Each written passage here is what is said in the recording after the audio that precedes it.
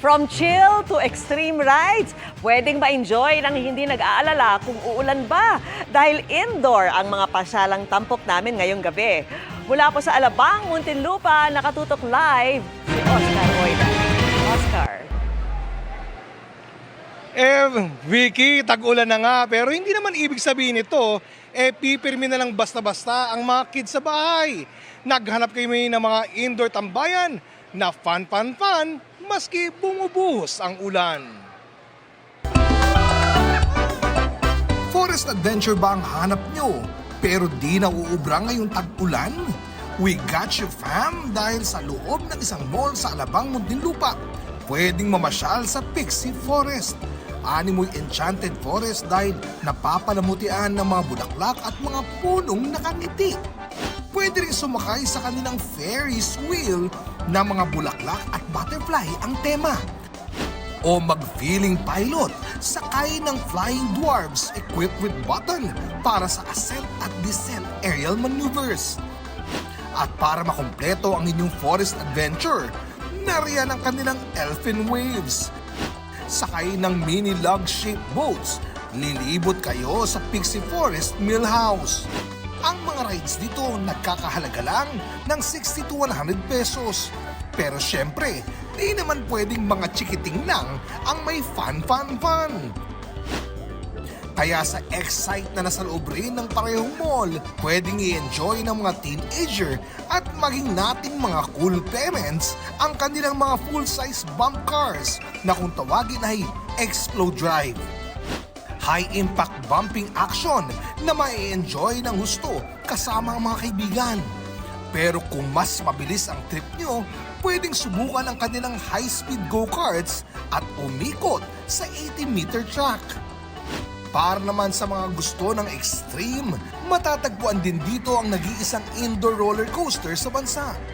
Ang Extreme Coaster, isang high-speed ride na tatangay sa inyo palibot ng mahigit 300 metrong rail path ng 2 beses. Yes, 2 beses! Medyo nakakabigla unang time pa lang naman. Doon po sa drop, nakakatakot po kasi mabilis. First time nila, so ayun, experience na nila. Thank you. First time na po pero maganda po. Try new things. Masaya siya, tapos hindi mainit compare sa labas. Tsaka may mga, okay naman yung mga safety nila rito. May enjoy ang mga rides na ito sa halagang 70 to 90 pesos. O di ba? Sino nagsabing mauubos ang fun ngayong nagsimula na ang tag-ulan? Vicky? Pati ba mga ninang mag-enjoy dyan, Oscar? Maraming salamat sa iyo, Oscar Oida. Sure. Paglalagay ng limitasyon sa bilang ng mga motorcycle taxi ang minungkahi ng MMDA sakali magkaroon ng batas para ganap silang kilalanin bilang public transpo. Sa ngayon ay pinapayagan lang sila sa ilalim ng isang pilot study pero umaabot na sila sa 70,000 sa ilalim ng iba't ibang transportation network company. Kabilang din sa mga ilalagay na requirement sa panukala ang pagtatakda ng mga klase ng motorsiklo na pwedeng rentahan. Gayun din ang pag-require ng training sa mga driver nito. Sang-ayon naman dito ang ilang transportation network company. Ayon sa kinatawan ng One Rider Party List, inaasahang matatapos nila ang panukala sa Kamara 2 linggo pagkatapos ng State of the Nation address ng Pangulo. Positibo rin silang maipapasa ang batas sa Senado.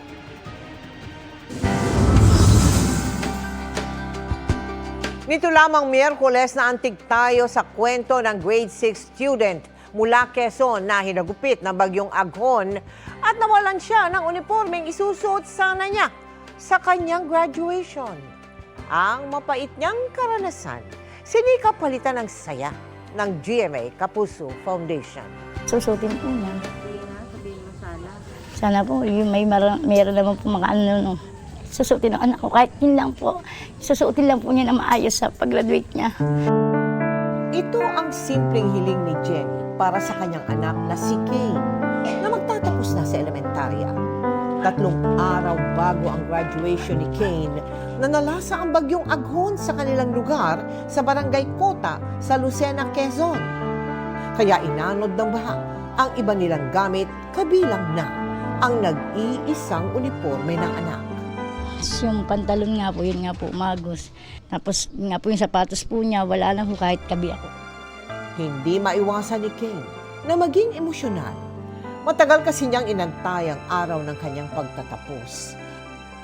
Ang ama naman niyang laborer na si Sulpicio, hindi araw-araw may pinagkakakitaan. Kaya gustuhin man niyang bilihan ng damit ang anak, wala naman siyang sapat na pera. Pero papayag ba naman ang GMA Kapuso Foundation na masira ang pinaka-importanting araw kay Kane at sa kanyang mga magulang? Sinamahan namin siya bumili ng kanyang complete set ng uniforme at sapatos. Siyempre, pati ang proud parent na si Jenny may bago ring damit.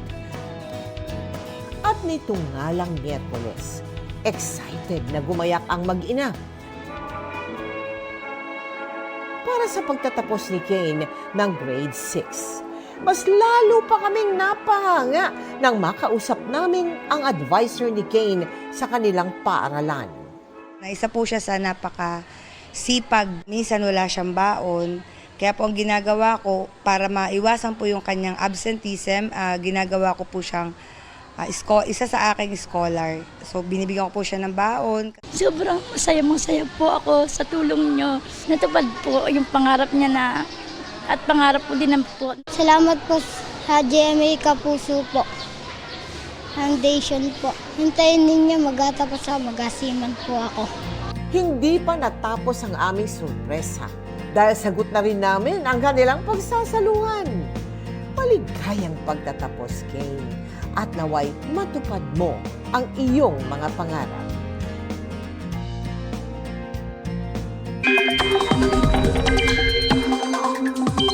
Mga kapuso, naging bagyo na ang low pressure area na nasa labas ng Philippine Area of Responsibility.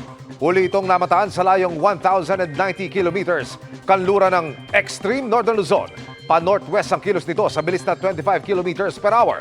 Sabi ng Pag-asa, tinutumbok nito ang Hong Kong o mainland China kung saan ito posibleng maglandfall sa mga susunod na oras. Sa ngayon, wala itong epekto sa anumang bahagi ng Pilipinas pero patuloy na tumutok sakaling magkaroon ng pagbabago sa mga susunod na araw.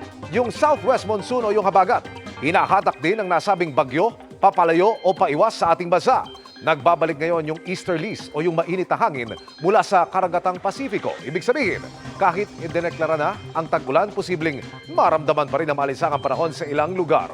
Pero hindi dahil naka-monsoon break, wala nang tsansa ng ulan. Base sa datos ng Metro Weather, may ulan bukas lalo po sa hapon sa Ilocos Region, Cagayan, Zambales, Bataan, Mindoro at Palawan, Panay Island at ilang lugar sa Mindanao.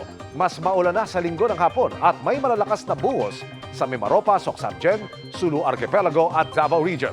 Posible po yang magpabaha o magdulot ng landslide kaya maging alerto. Sa Metro Manila naman, maging handa rin sa localized thunderstorms ngayong weekend, lalo po sa hapon o gabi.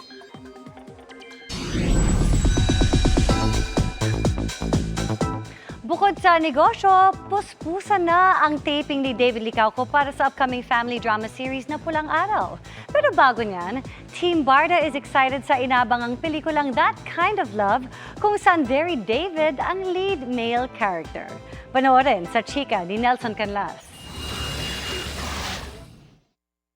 Matapos ma-feature sa Jinseo Arigato International Film Festival sa Japan recently, mag-ready ng maglayag muli ang Barda fans dahil this June mapapanood na sa bansa ang much-awaited film ni na Barbie Fortesa at David Licauco na That Kind of Love.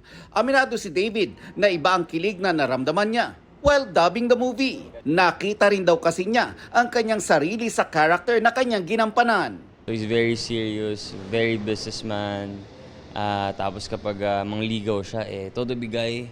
And I think ganoon ako in real life. Dinala pa niya sa Korea yung love of his life. Ginawa ko na rin yun. Pumunta na rin ako ng Korea para sa mahal ko.